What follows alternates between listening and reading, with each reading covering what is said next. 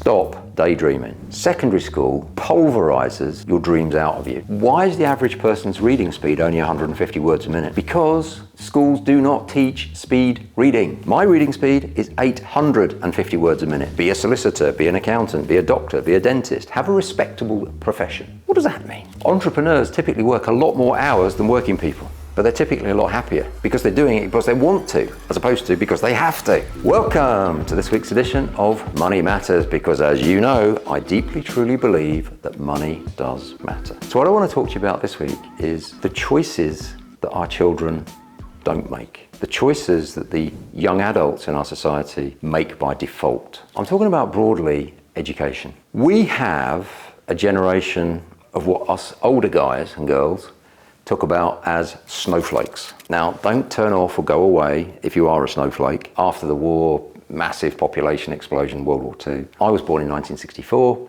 I'm the last of the baby boomers. Now, the baby boomers in Western Europe, in America, most developed countries, are the biggest, wealthiest generation that the world has ever seen. And many younger people think that the reason that rents are so high and that house prices are so high and that inflation is so high and that their life is so crap is my fault. Well, not me personally, but in a general sense. So depending where you live, the time at which you enter formal education is probably in the range of 4 to 7 years old. I could have left and gone and got a job or an apprenticeship at the age of 14. Now it's not possible, it's not allowed. You're kept in full-time education in the UK and in most countries until you're 18 as a minimum.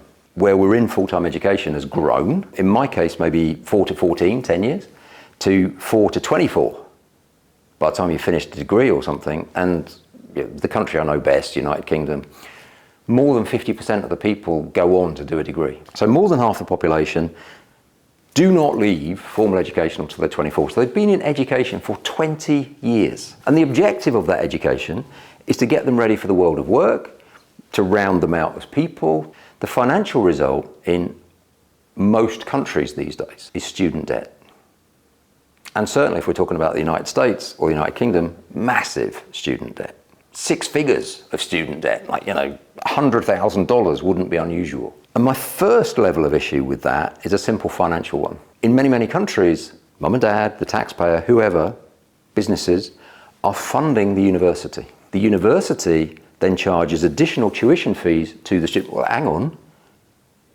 My parents just paid for this university.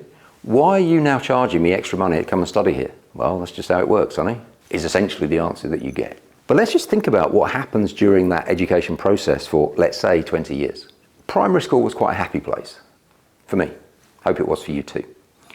I was encouraged to dream. I was encouraged to draw pictures, even though I'm a terrible artist. I was encouraged to dream impossible dreams. You want to be an astronaut. You want to be president of the United States. You want to be an engine driver. Then as soon as you get into secondary school, stop daydreaming. Who do you think you are? Secondary school pulverizes your dreams out of you. They try and prepare you for the world of work. They try and tell you that what you need to do is get all these bits of paper, exams, and you'll do very well in life. That is a lie. And it's a lie that's been perpetrated for many, many years.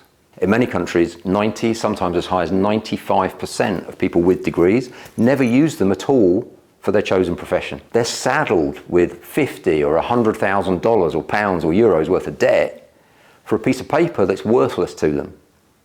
It makes them less employable than someone that's been working for 4 or 5 more years than them. Were you encouraged to start a business in school or university? I don't know anyone that was. I was encouraged many, many times to go and get a job in one of the professions. Be a solicitor, be an accountant, be a doctor, be a dentist. Have a respectable profession. What does that mean? Work for me simply means doing something that you don't want to do. That's what work means to me. Now, if you're in a vocation, which means that you're doing what you love to do and someone happens to pay you for it, fantastic. That's not work. You're getting paid to do what you love to do. If you don't want to go, but you have to in order to get money because you have to pay your rent or you have to pay your mortgage, it's a very different proposition to going and doing something because you love it or you want to. Entrepreneurs typically work a lot more hours than working people. but they're typically a lot happier because they're doing it because they want to, as opposed to because they have to. I've got 17 different businesses. I've got a wonderful team of 82 people that help me in those various businesses. I couldn't do this on my own. But what are we taught at school, at university? If you collaborate in an exam, what's it called? It's called cheating. As a result of all these years of formal education, the average reading age in the UK is 11 years old. The average person in the UK has got a vocabulary of less than 3,000 words. There's millions of English words.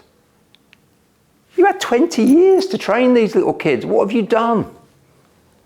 You've taught them not even 0.1% of the English vocabulary. If you agree that reading is important, and I do, because whether you read a book or whether you're reading information on the internet or whether you're listening to, reading, the consumption of data that you want to turn into information that you can then use to make informed decisions, that whole process, I think is really important.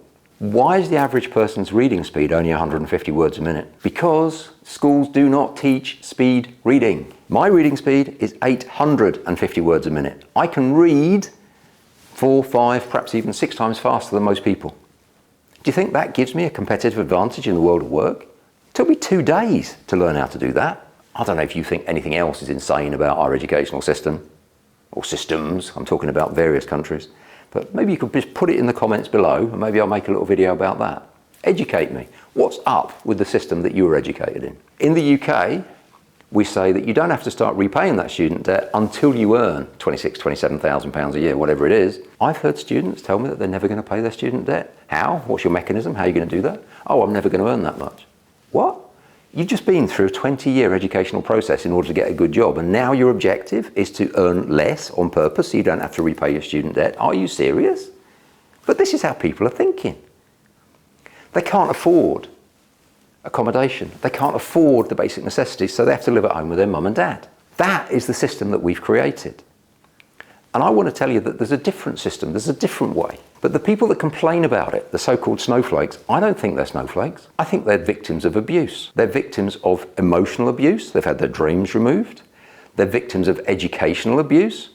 20 years to end up with an average reading age of 11. They're victims of financial abuse. You've sold me something that's supposed to be useful to me economically, and for 95% of us, it isn't. Can you imagine Mercedes selling cars and 95% of them don't work? They'd be in significant trouble, wouldn't they? So how does the system get away with it? Because it's the system. Now, in case you're thinking, oh, he's one of these hater blokes that just has a go at everything because he can't do it.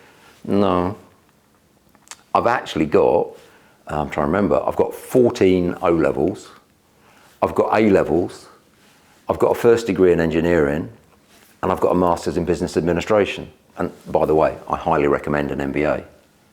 So I'm a product of the system that's learned how to break out. If at the age of 18, you as a human being, you as a person, were given the choice between, do you want to go to university for the next 3 or 4 years and get a degree, which there's a 95% chance is going to be economically useless to you, or would you like to start work now, and instead of the state spending all of this money on you, that 100 grand or more probably, we'll just give you a cheque for £100,000 now.